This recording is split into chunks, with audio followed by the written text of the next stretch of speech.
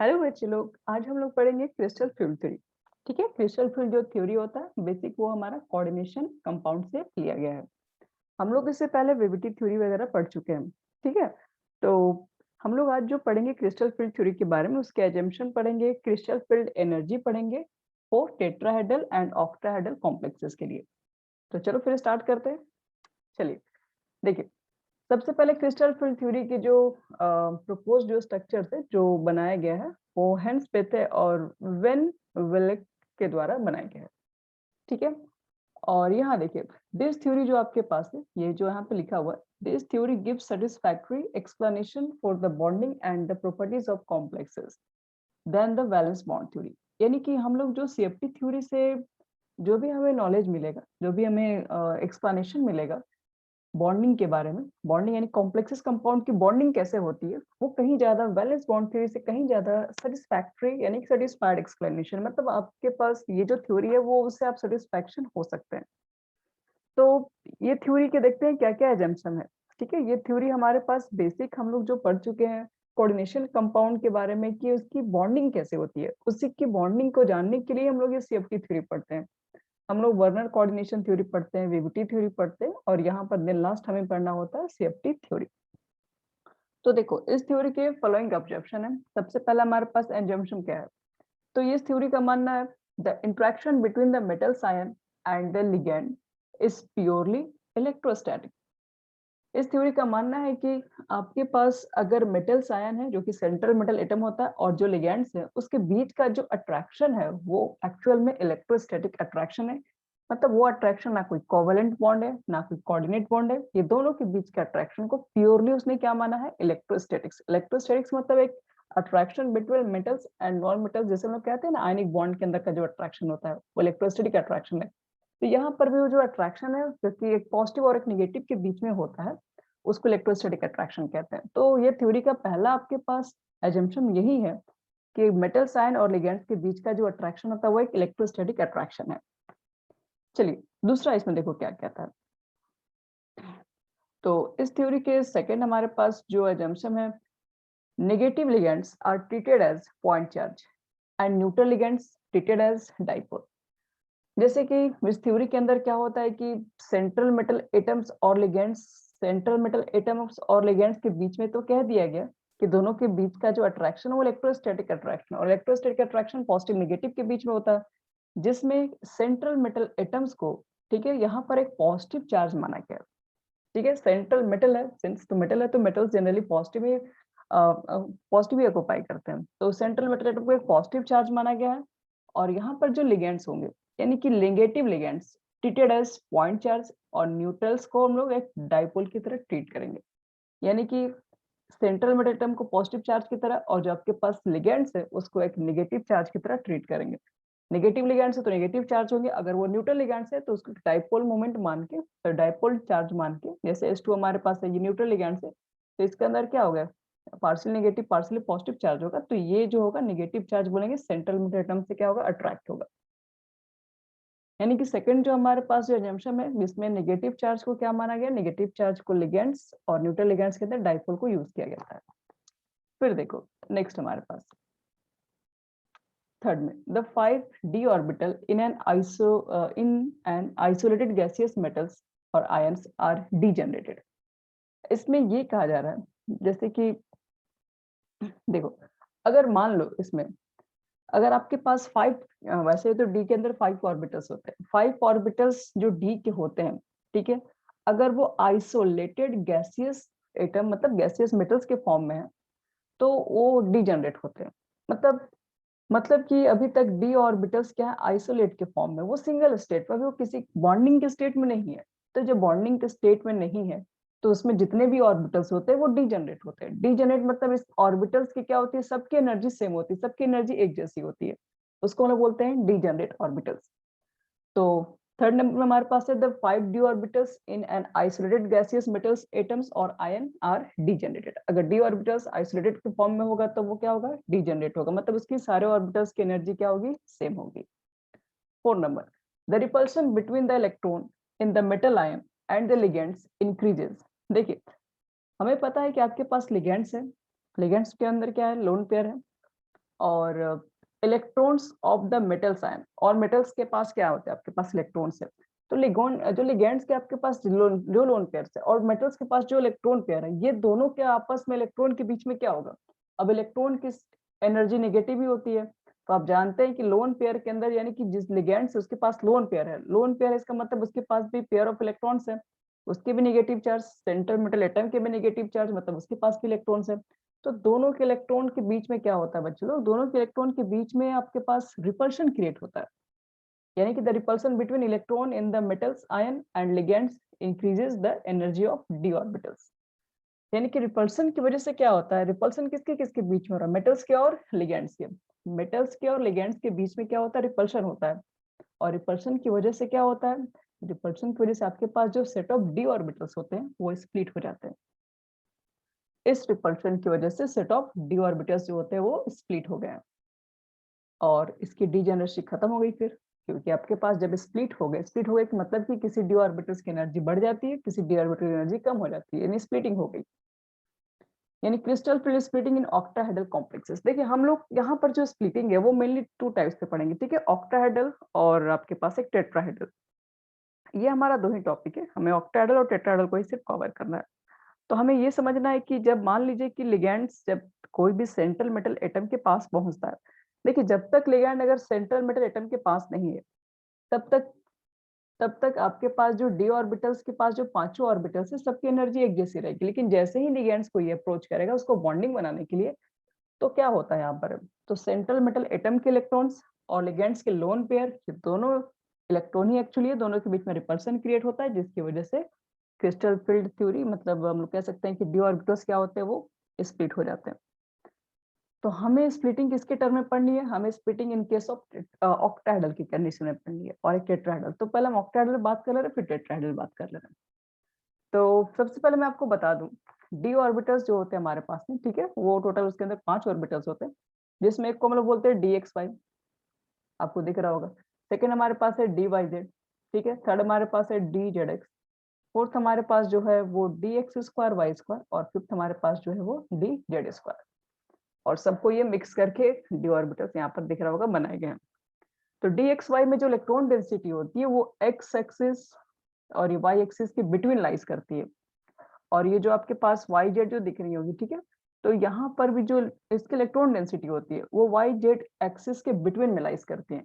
इस तरह से जेड एक्स, तो जो जेड और एक्स प्लेन होगा उसके बीच में इलेक्ट्रॉन डेंसिटीज लाइज करती हैं। लेकिन जो एक्स स्क्वायर वाई स्क्वायर होता है, देखिए इसके जो लोब्स होते हैं वो एक्सिस पर ही देखिए बनाए गए, तो इनकी लोब्स क्या होती है, एक्सिस पर लाइज करती है। कौन से एक्सिस पे, तो एक्सिस और वाई पे। और डी जेड स्क्वायर के अंदर क्या होता है, डी जेड स्क्वायर के अंदर हमारा जो लोब्स होता है दोनों के दोनों जेड एक्सिस पर ही लाइज करती हैं।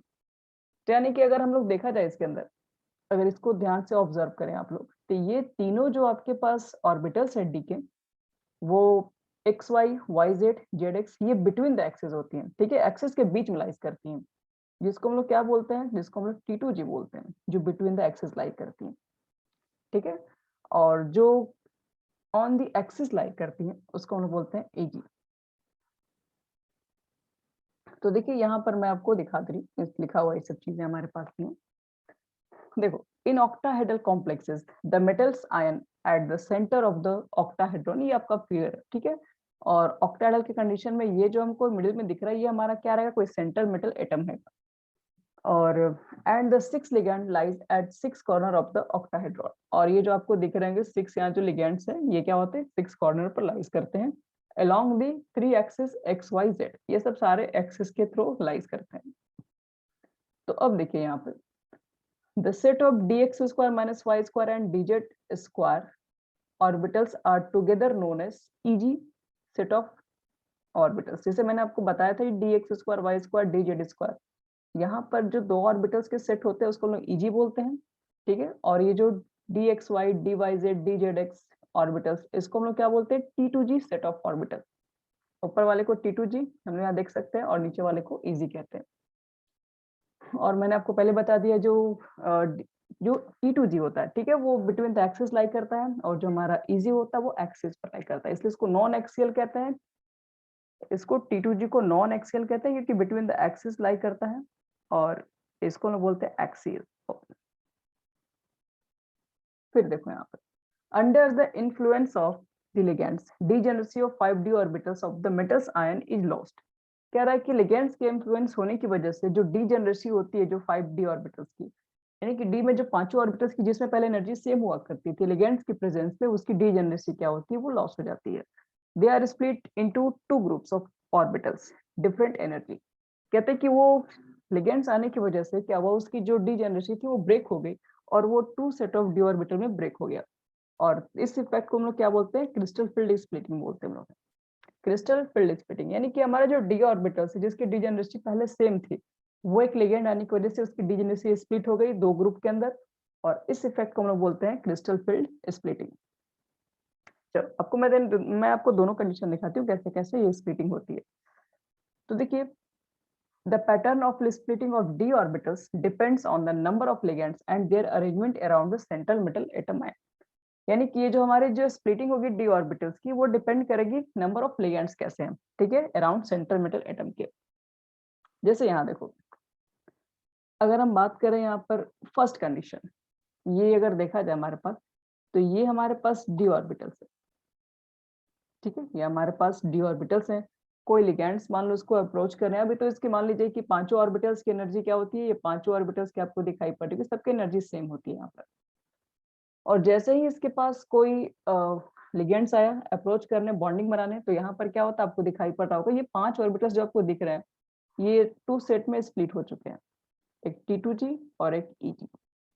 तो इसी हम लोग बोलते हैं क्रिस्टल फील्ड स्प्लिटिंग. लेकिन ये क्रिस्टल फील्ड स्प्लिटिंग भी किस किस फैक्टर पर डिपेंड करता है, ये हमें जानना पड़ेगा. स्प्लिटिंग कैसे होती है और कितना ज्यादा स्प्लिट हो सकती है. तो देखो, the magnitude of crystal field splitting depends upon the field strength of the ligand and the charge on the central metal ion. यानी कि जो स्प्लिटिंग होती है वो डिपेंड करती है कि मतलब स्प्लिटिंग टूटने का मतलब क्या हो सकता है कि आपका जो स्प्लिटिंग हो ये दोनों के बीच में एनर्जी बहुत ज्यादा हो, बहुत कम हो. तो स्प्लिटिंग बहुत तरह की हो सकती है. तो स्प्लिटिंग किसके ऊपर डिपेंड करती है, स्प्लिटिंग डिपेंड करती है आपके पास स्ट्रेंथ ऑफ लिगेंड्स के ऊपर और charge on the central metal ion के ऊपर डिपेंड करती है. दूसरा चीज देखो, ligands that causes only a small degree of crystal field splitting are termed as weak field ligands, while the ligands that cause a large splitting are called strong field ligands. अगर मान लीजिए ligands that cause only a small degree of crystal field splitting, जैसे मान लो कि अगर ये दोनों के बीच का एनर्जी गैप अगर बहुत कम है, ठीक है, दोनों के बीच का एनर्जी गैप अगर बहुत कम है, इसका मतलब है कि स्प्लिटिंग बहुत कम लेवल पे हुआ है, तो हम लोग क्या बोलेंगे उसको, वीक फील्ड लिगैंड की वजह से कहेंगे. ये जो स्प्लिटिंग कम है आपके पास वीक फील्ड लिगैंड की वजह से. अगर वहां पर स्प्लिटिंग अगर बहुत ज्यादा आपको दिख रहा है, तो इसके कारण क्या होंगे, ये तभी पॉसिबल है जब आपके पास एक स्ट्रॉन्ग फील्ड लिगैंड्स आएंगे. स्ट्रॉन्ग फील्ड लिगैंड की कंडीशन में जो स्प्लिटिंग होती है वो ज्यादा होती है, और जो आपके पास अगर वीक फील्ड लिगैंड्स है तो वहां पे स्प्लिटिंग जो होती है वो क्या होती है, कम होती है. मतलब जिस कंडीशन में स्प्लिटिंग कम होगी तो वहां पर हम लोग उसको बोलेंगे वहां वीक फील्ड लिगैंड की तरह काम करेगा. अगर स्प्लिटिंग ज्यादा है तो उसको हम लोग बोलेंगे कि वहां पर एक स्ट्रॉन्ग फील्ड लिगैंड्स होगा. चलो फिर देखो इसमें third condition, complexes formed with weak ligands would be high spin complexes. कह रहा है कि अगर मान लो कि आपके पास ऐसा कॉम्प्लेक्स है जो कि वीक फील्ड लिगैंड से बनाया गया हो, एक ऐसा कॉम्प्लेक्स बनाओ जो वीक फील्ड लिगैंड्स बनाओ, तो उसके जो स्पिन कॉम्प्लेक्सेस की जो वैल्यू होगी वो क्या होगी, उसकी जो स्पिन मल्टीप्लिसिटी वैल्यू होगी वो बहुत हाई होगी. और आपके पास अगर स्ट्रॉन्ग फील्ड लिगेंड्स होंगे तो उसकी लो स्पिन कॉम्प्लेक्सेस होती है. ये स्पिन कॉम्प्लेक्सेस कैसे कैलकुलेट करते हैं आपको मैं बता सकती हूँ आगे. तो इसमें आपको चार चीजें ध्यान रखना पड़ेगा. चार चीजें का मतलब है कि हम यहाँ स्प्लिटिंग तो कर रहे हैं, स्प्लिटिंग किसके ऊपर डिपेंड करती है, स्प्लिटिंग डिपेंड करती है आपने कैसा लिगेंड्स लिया हुआ और कैसा सेंट्रल मेटल आयन लिया हुआ है. अगर लिगेंड्स आपका बहुत स्ट्रॉन्ग है तो स्प्लिटिंग ज्यादा लगेगी, वहां पे एनर्जी बहुत गैपिंग बहुत ज्यादा होगा उसके बीच में. जैसे यहाँ पर देखिए आप अच्छे से ऑब्जर्व कर सकते हैं. देखो ये वीक फील्ड लिगेंड्स हमारा है, तो इसके बीच का देखिए एनर्जी गैप आपको दिख रहा होगा कम है. ये स्ट्रॉन्ग फील्ड लिगेंड्स है, यहाँ पर देखो एनर्जी गैप बहुत ज्यादा है. तो एक वीक फील्ड लिगेंड की कंडीशन में क्या होता है कि लो स्पिन होती है वैल्यू, सॉरी लो नहीं हाई स्पिन होती है. और एक आपके पास स्ट्रॉन्ग फील्ड लिगेंड्स होगा तो वहां पर जो स्पिन कॉम्प्लेक्सेस की जो वैल्यू आएगी वो बहुत कम होगी. वो हम लोग जब कैलकुलेट करेंगे उस चीज को हम लोग समझ मिलेंगे. तो ये देखो इसके अंदर यहाँ पर कुछ स्ट्रॉन्ग फील्ड लिगेंड्स और वीक फील्ड लिगेंड की कंडीशन में समझ में आ गया एनर्जी गैपिंग क्या होती है, किसमें ज्यादा होती है किसमें कम. वीक फील्ड में कम होगी एनर्जी गैप और इसमें ज्यादा होगी. फिर देखिए कुछ लिगेंड्स हमने यहाँ पर लिए हुए हैं, ठीक है, जिनको आपको याद रखना पड़ेगा कि उनको एक परफेक्ट ऑर्डर में रख के अरेंज किया गया. जैसे आई का आपके पास वीक फील्ड जो लिगैंड्स होता है उसकी मतलब स्ट्रेंथ बहुत कम होती है लिगैंड्स की। इसी तरीके से ब्रोमीन, उससे ज्यादा ब्रोमीन की होती है, फिर थायोसाइनेट होती है, फिर क्लोरीन होती है, फिर sulphur, fluorine, hydroxide, oxalate, water, NCS आपके पास होगी, ईडीटी, एनएस3 होगी, इथिलीन डाइमीन, साइनो और कार्बोनाइल ग्रुप्स। तो इतने सारे आपके पास लिगैंड्स होते हैं, ठीक है, जो कि स्ट्रेंथ के बेसिस पे अगर इसको देखा जाए तो सब सारे लिगैंड्स में कंपेयर करें तो कार्बोनाइल ग्रुप की सबसे ज्यादा होती है, यानी कि ये स्ट्रॉन्ग फील्ड लिगैंड्स होगा। The order remains practically constant for different metals and this series is called spectrochemical series। और देखिए एक सीरीज को एक जो परफेक्ट ऑर्डर में अरेंज करके रखा गया उसके लिगेंड्स को उसके स्टेबिलिटी के ऑर्डर पे, सीरीज को हम लोग स्पेक्ट्रोकेमिकल सीरीज भी कहते हैं। और ये जो हम लोग निकाले ये सब हम लोग एक्सपेरिमेंटल डिटरमाइन किए हैं, ठीक है। और ये जो डिटरमाइन किए वो किसके ऊपर किए हैं, तो on the absorption of light by the complexes with different ligands. एक लिगेंड्स के अंदर कैसे कैसे लाइट को ऑब्जर्व करेंगे, क्योंकि कोई लाइट के रेडिएशन को ऑब्जर्व करेंगे तो उसके अंदर क्या होगा, स्पिन वैल्यू ज्यादा होगा। तो वही सब चीजों को निकाल के ऑब्जर्व करके हम लोग क्या किए हैं, ये सब सीरीज को लिखा गया। अब देखो क्रिस्टल फील्ड इन स्प्लिटिंग इन टेट्राहेड्रल कॉम्प्लेक्सेस। अब टेट्राहेड्रल कॉम्प्लेक्सेस के अंदर स्प्लिटिंग, क्रिस्टल फील्ड स्प्लिटिंग कैसे होती है आपको बताना है। तो अगर हमारे पास टेट्राहेड्रल है तो ऑक्टाहेड्रल के कंडीशन में तो मैंने बता दिया, एक बार रुके मैं आपको फिर से एक्सप्लेन कर रहा हूँ। हमारे पास अगर ऑक्टाहेड्रल फील्ड कॉम्प्लेक्सेस हैं तो ऑक्टाहेड्रल के कंडीशन में आप याद रखेंगे लिगेंड्स जो होता है, ठीक है, लिगेंड्स अप्रोच करता है एक्सियल के थ्रू बॉन्डिंग बनाना। क्योंकि हमें पता होता है ना ऑक्टाहेड्रल का शेप कैसा होता है, देखिए आप ऑक्टाहेड्रल को शेप देखोगे तो सारे क्या होते हैं एक्सिस, सब बिटवीन द एक्सिस क्या होते हैं उसके, सॉरी, सारे एक्सियल होते हैं, क्योंकि ऑक्टाहेड्रल के कंडीशन में सारे बॉन्ड एंगल्स 90 पे होते हैं, ठीक है। अब सारे बॉन्ड एंगल्स 90 पे होते हैं तो इसका मतलब है जो लिगेंड्स होगा वो कहाँ अप्रोच करेगा, वो एक्सिस पर होगा, क्योंकि दो एक्सिस के बीच में 90 डिग्री का एंगल होता है। तो इसलिए जब भी एक ऑक्टाहेड्रल कंडीशन होगा तो ऑक्टाहेड्रल के कंडीशन में क्या होता है, लिगेंड्स जो होता है अप्रोच करता है एक्सियल के थ्रू। और एक्सियल के थ्रू जब वो जब अप्रोच करेगा बॉन्डिंग बनाने के लिए तो जो भी एक्सिस पे जो ऑर्बिटल्स लाइज करेंगे उसकी एनर्जी बढ़ जाएगी। क्यों बढ़ जाएगी, क्योंकि एक लिगेंड्स का लोन पेयर है, एक आपके पास मेटल्स के आयन के इलेक्ट्रॉन्स है, तो वो इलेक्ट्रॉन बीच में रिपल्शन होगा, रिपल्शन की वजह से एनर्जी क्या होती है, इंक्रीज हो जाती है। तो ऑक्टाहेड्रल के कंडीशन में जो एक्सियल पे लाइज करते हैं उसकी एनर्जी इंक्रीज हो जाती है। तो एक्सियल पे कौन लाइज करते हैं, तो देखिए एक्सिस पे लाइज करने वाले d x square Y square है, डी जेड स्क्वायर है, यानी कि ईजी। ईजी की क्या होगी, ऑर्बिटल्स की एनर्जी बढ़ जाएगी। अगर ईजी ऑर्बिटल्स की एनर्जी बढ़ जाएगी तो वो कहाँ चले जाएंगे, तो वो आपके पास ऊपर चले जाएंगे। और T2G की एनर्जी क्या होती है, उसकी एनर्जी कुछ इसके रिस्पेक्ट में जितना बढ़ेगा उसके रिस्पेक्ट में ये एनर्जी इसकी कम हो जाती है। तो ये वैल्यू यहाँ पर कम हो गई, इसको हम लोग T2G बोलते हैं, ठीक है। यानी कि जो ऑर्बिटल स्लाइड करेगी एक्सिस के ऊपर उसकी एनर्जी बढ़ेगी, और जो orbitals between the axis slide करेगी, क्योंकि वहां से तो लिगेंड अप्रोच नहीं कर रहा है तो उसकी एनर्जी तो उसमें तो रिपल्शन नहीं होगा, रिपल्शन होगा तो उसकी एनर्जी नहीं बढ़ेगी, तो वो क्या होगा, वो कम ही रहेगा आपका। तो ये उसी के लेवल के आसपास है कि ये एनर्जी लेवल क्या होगी इसकी बढ़ चुकी है।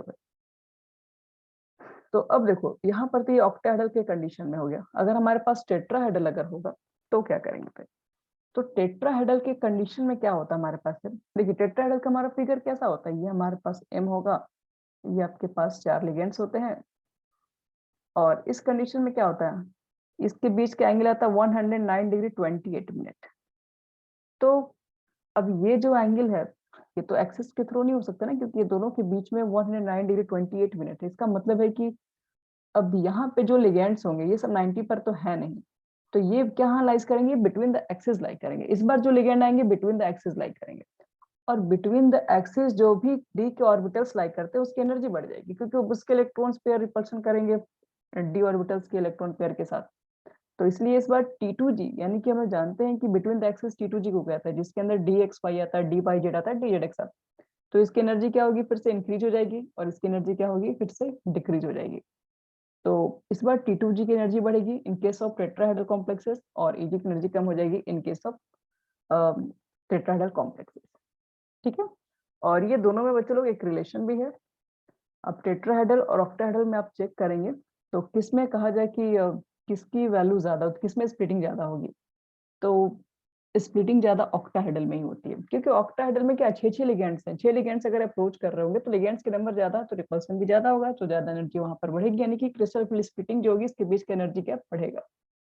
तो इसलिए ऑक्टाहेड्रल कॉम्प्लेक्सेस का 4/9 पार्ट्स टेट्राहेड्रल कॉम्प्लेक्सेस होता है, उसके बीच का एनर्जी गैप होता है। तो अब इसके बाद हम लोग देखो इसमें क्या करेंगे, इसके बाद हम लोग यहाँ पे आपको इलेक्ट्रॉनिक कॉन्फ़िगरेशन सिखा रहे हैं ऑक्टाहेड्रल कंडीशन में, और आपको सीएफएससी भी वैल्यू कैलकुलेट करना समझा रहे हैं कैसे निकलता है।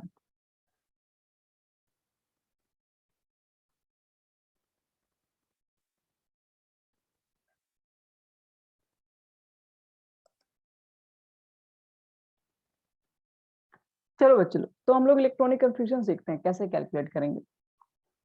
तो हमारे पास अगर मान लीजिए, ठीक है, आपके पास डी में अगर एक इलेक्ट्रॉन है, तो डी ऑर्बिटल्स में आप 1 इलेक्ट्रॉन भर देंगे फिर, और हम लोग मान के चलें कि हमारे पास स्ट्रॉन्ग फील्ड लिगेंड्स है, स्ट्रॉन्ग फील्ड लिगेंड्स हैं, तो हमारे पास एक ही इलेक्ट्रॉन है, और हमें पता है कि इन केस ऑफ ऑक्टाहेड्रल फील्ड में क्या होता है, ऑक्टाहेड्रल फील्ड के अंदर हम लोग आ रहा है ये T2G नीचे होता है और Eg ऊपर होता है। और अगर वो स्ट्रॉन्ग फील्ड लिगेंड होगा, तो स्ट्रॉन्ग फील्ड लिगेंड की कंडीशन में क्या होता है, दोनों के बीच का एनर्जी गैप क्या होगा, दोनों के एनर्जी के बीच में गैप जो होगा वो बहुत ज्यादा हाई होगा। क्यों? क्योंकि एनर्जी बहुत ज्यादा है, स्ट्रॉन्ग फील्ड लिगेंड है, तो रिपल्शन बहुत क्रिएट करेगा, जिसकी वजह से उसके बीच की एनर्जी गैप बहुत बढ़ जाएगी। एनर्जी गैप अगर बहुत ज्यादा होगा, तो फिर देखो अगर आपके पास एक इलेक्ट्रॉन है, तो इसकी इलेक्ट्रॉनिक कन्फिगरेशन क्या लिखोगे, तो T2G में एक इलेक्ट्रॉन्स लिखोगे सिर्फ, और Eg में कितने इलेक्ट्रॉन है, 0, क्योंकि एक ही इलेक्ट्रॉन्स आपके पास है। अगर D में अगर 2 इलेक्ट्रॉन है, तो उसका इलेक्ट्रॉनिक कन्फिगरेशन कैसे करेंगे, तो T2G में कितना इलेक्ट्रॉन्स हुआ, फिर इसमें एक इलेक्ट्रॉन भरोगे, दूसरा इलेक्ट्रॉन भी तो इसी में भरोगे ना फिर, तो Eg में क्या आपका इलेक्ट्रॉन हो जाएगा, अभी भी 0 रहेगा। अगर 3 इलेक्ट्रॉन्स है, तो अभी भी आप उसी तरह से डालोगे, यानी यहाँ पे जो लिखा हुआ है। लेकिन हमारे पास जो 4 इलेक्ट्रॉन्स आएंगे, देखिए 4 जो इलेक्ट्रॉन आएंगे, वो 4 जो आएंगे इलेक्ट्रॉन, वो ऊपर नहीं जा सकते हैं, क्योंकि अकॉर्डिंग टू हुंसुल, हुंसुल कहते हैं कि इलेक्ट्रॉन पहले सिंगल सारे ऑर्बिटल्स में फिलअप होने चाहिए। लेकिन अब यहाँ पर तो एनर्जी गैप बहुत ज्यादा है, तो इलेक्ट्रॉन को यहाँ से यहाँ तक जाने के लिए काफी एनर्जी चाहिए उसको।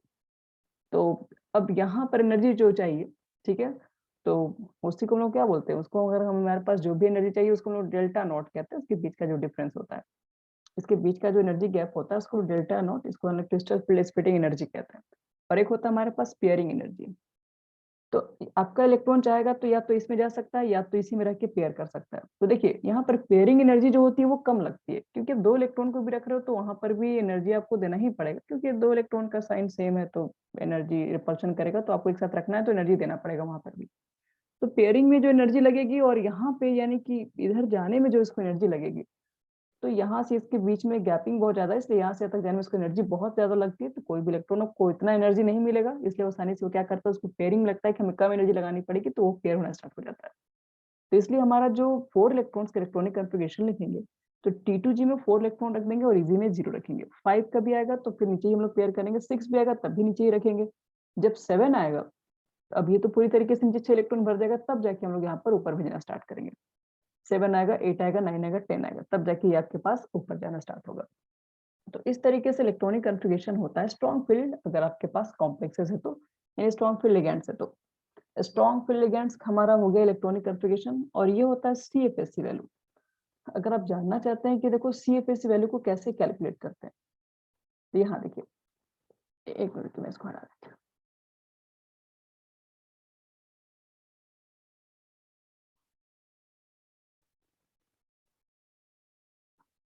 देखो सीएफएससी वैल्यू को कैसे कैलकुलेट करते हैं फिर,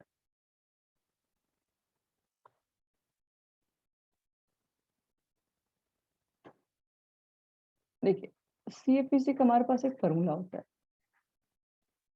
वो हमारे पास होता है 0.6 डेल्टा नॉट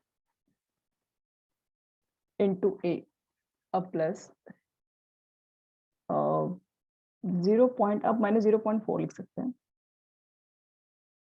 एक minute, -0.4 delta naught into B. ये ए और बी किसके लिए आपको मैं बता रही हूँ, ए जो है वो जो इजी में इलेक्ट्रॉन्स है, और बी जो है जो T2G में इलेक्ट्रॉन्स है। इजी मतलब जो आपका ऑर्बिटल्स की एनर्जी जो बढ़ गई, जो ऊपर चली गई, वो इजी है। T2G जो आपके पास ऑर्बिटल्स जिसकी एनर्जी नीचे आ गई है। तो अगर आपको CFSC वैल्यू कैलकुलेट करना है, तो आपको क्या करना पड़ेगा, पहला कंडीशन में आप देख लीजिए, यहाँ पर T2G में एक इलेक्ट्रॉन्स है, तो हमारे पास T2G में एक इलेक्ट्रॉन है, तो यानी बी की जगह पर हम 1 पुट कर देंगे। इजी में एक इलेक्ट्रॉन एक भी नहीं है, यानी कि यहाँ पर ए की जगह पर 0 रख देंगे, और हमारे पास सॉल्व हो क्या आ जाएगा, -0.4 ही आ जाएगा। तो यहाँ पर लिखा कितना है 10 DQ। तो हमें एक चीज पता होना चाहिए कि जो डेल्टा नॉट होता है ना, जो ऑक्टा का जो स्प्लिटिंग एनर्जी होती है वो 10 DQ के इक्वल होता है। ये DQ में लिखा गया, हमारा जो है डेल्टा नॉट के अंदर है वैल्यू। तो डेल्टा नॉट को हटा के 10 से मल्टीप्लाई कर दोगे तो आपका ये 4 DQ आ जाएगा। तो इसी तरीके से अगर मान लो कि मेरे पास अगर 2 इलेक्ट्रॉन है, T2G में 2 इलेक्ट्रॉन्स, तो हम B की जगह पर 2 पुट कर देंगे तो ये 0.8 हो जाएगा। इजी में हमारा कोई इलेक्ट्रॉन्स नहीं, तो ये फिर से 0 हो जाएगा। इसी तरीके से हम लोग क्या करेंगे, आगे बढ़ के भी हम लोग काम कर सकते हैं। अगर मान लो कि इस कंडीशन में मान लीजिए, एक मिनट, हाँ,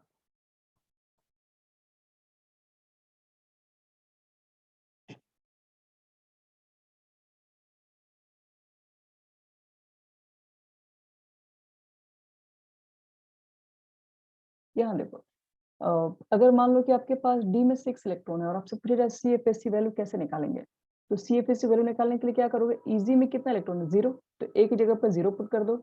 T2G में कितना इलेक्ट्रॉन है 6, तो आपको इसकी जगह पर क्या रखना है, बी की जगह पर 6 पुट कर देना और उसको आपको सॉल्व कर देना है। यानी कि बी हमेशा किसकी वैल्यू रखना है, बी हमेशा T2G की वैल्यू रखना है और ए हमेशा EG की वैल्यू रखना है, जो भी आपके पास आएगा। और डेल्टा नोट अगर आप DQ में चाहते हैं तो 10 से मल्टीप्लाई कर लेंगे। तो ये हमारे पास किसके लिए हो जाएगा, ये हमारा जो वैल्यू निकल के आएगा वो एक हाई स्ट्रॉन्ग फील्ड लिगेंड्स के लिए होगा।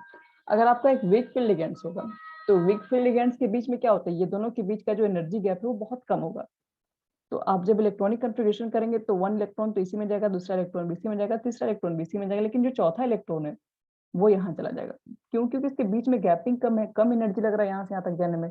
यहाँ पर पेयरिंग में ज्यादा एनर्जी लग जा रहा है, ऊपर जाने में एनर्जी कम लग रहा है। इसलिए यहाँ पर जो 4 इलेक्ट्रॉन होगा इसका इलेक्ट्रॉनिक कन्फिग्रेशन कैसे करोगे, तो T2G में 3 इलेक्ट्रॉन और EG में 1 इलेक्ट्रॉन हो जाएगा।